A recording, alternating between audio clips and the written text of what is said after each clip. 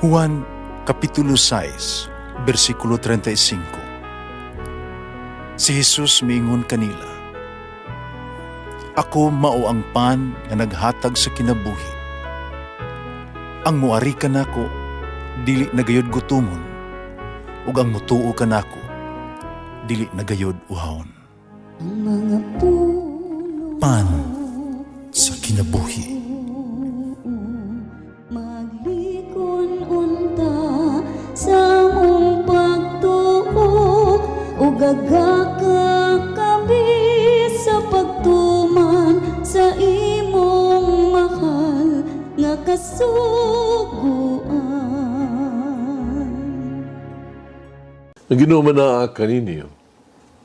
Santo si Ebanghelyo sumala ni San Marcos. Ang mga tinunan nakalimot sa pagdalag pan. Pandito usa ka buok pan sa sakayan. Namingon si Jesus kanila, "Pagbantay kamo sa pag-ipatutubo sa pan sa mga Pariseo o ni Herodes." Unang inanay sila. Gisulti niya kini kay wala man kitay pan. Nabalo si Jesus kung unsa ilahang gipasultihan, busag ipangutana niya sila. Kung naghisgot man kamo mahitungod sa inyong wala pagkadalagpahan, wala ba gihapon kamo makasabot? Bugo na magayod kamo? Di ba kamo makakita? May dalunggan unta kamo, pandili kamo makadungog. Wala ba kamo mahinumdum sa ang pagpikas-pikas sa 5 kapan alang sa 5,000 ka mga tao? Pila ka bukag ang napuno sa mga salin na inyong nahipos. Napulog duha, mitubag sila. O sa ang pagpikas-pikas sa 7 kapan alang sa 4,000 ka mga tao, pila ka bukag ang napuno sa mga salin na inyong nahipos. 7 bag sila. Wala ba gayon gihapon kamo makasabot? Miingon sila kanila. Ang Ebanghelyo sa Ginoo. Pasalamati ang Ginoo kay siya maayo, ang iyang gugma mulungtad hangtod sa kahangturan. Pasalamati ang Diyos sa tanang mga Diyos, ang iyang gugma malungtaron. Pasalamati ang Ginoo sa mga Ginoo, ang iyang gugma malungtaron.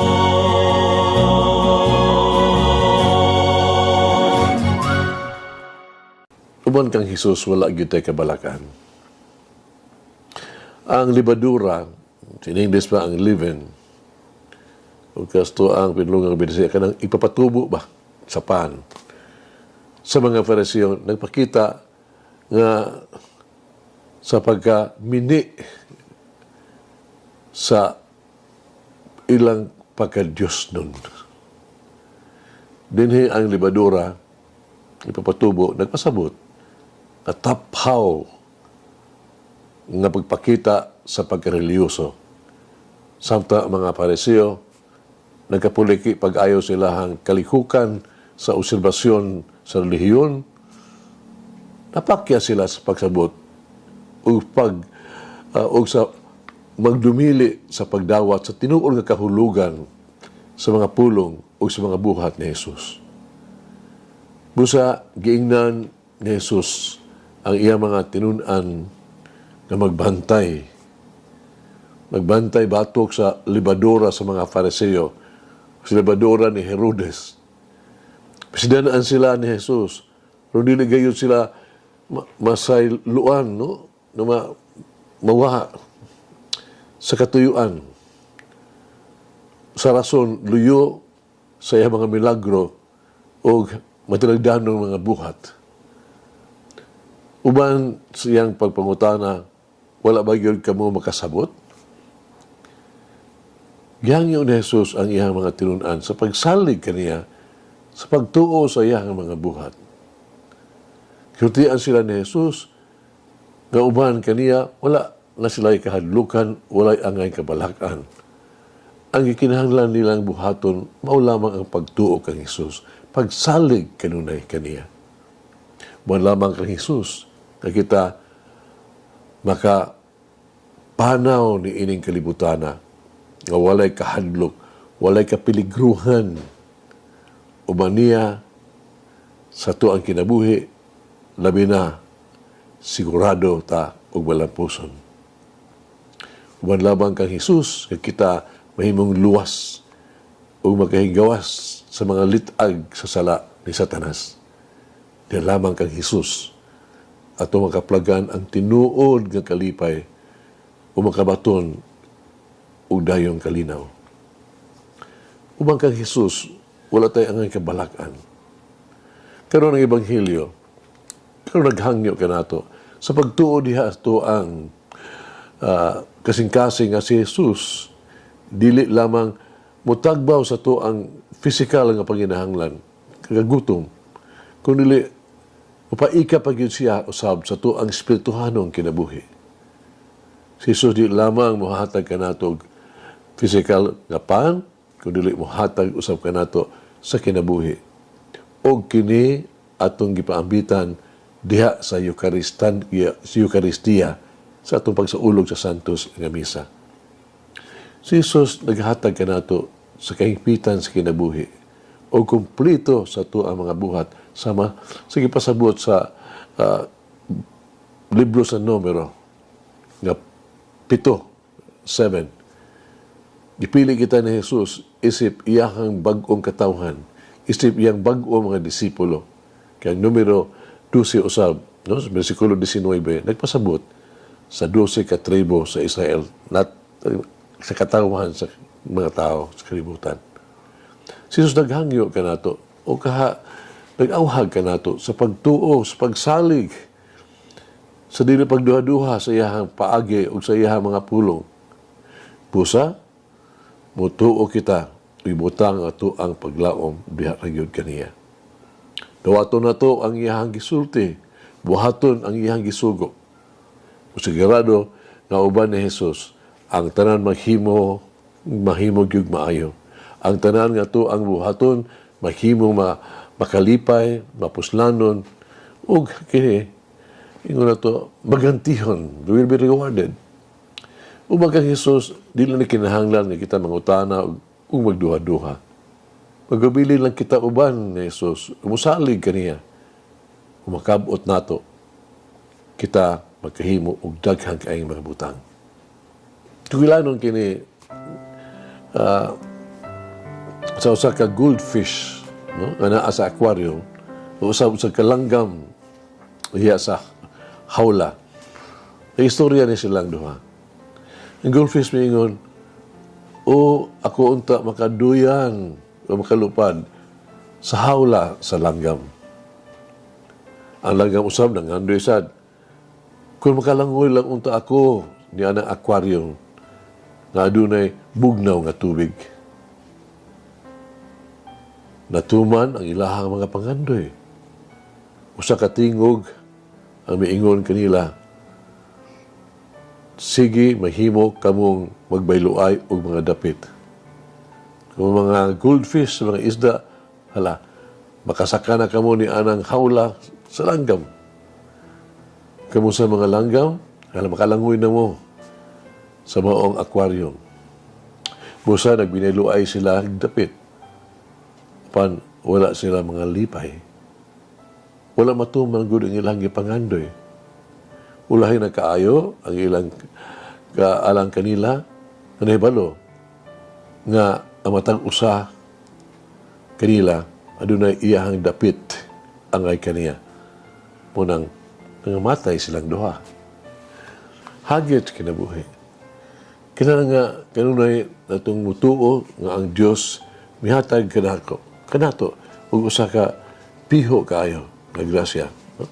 Tawag to definite grace. O piho kayong talento, piho kayo nga mga gahum, ug bulaton o mga panginahanglan. Ug kung diin ako nato ibutang kini tanan sa Dios, sigurado nga kini ang labing maayo alang kanato. Mga kinahanglan na akong dawaton kanunay nga sa diha ang Dios muhatag kanako ug usa ka tawag tog angay, no? Sapat, piho nga responsibilidad. Siya sigurado yung muhatag kanako o sa akong gikinahanglan pinagi aron mulampos ako. Enough grace.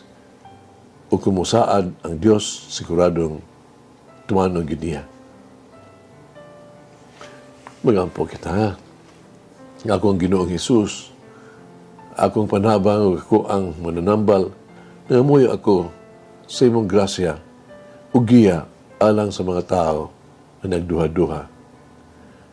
Sa mga nagduha-duha sa imong pamaagi, sa mga dili kaayo, magpadayon sa ilang pagtuo.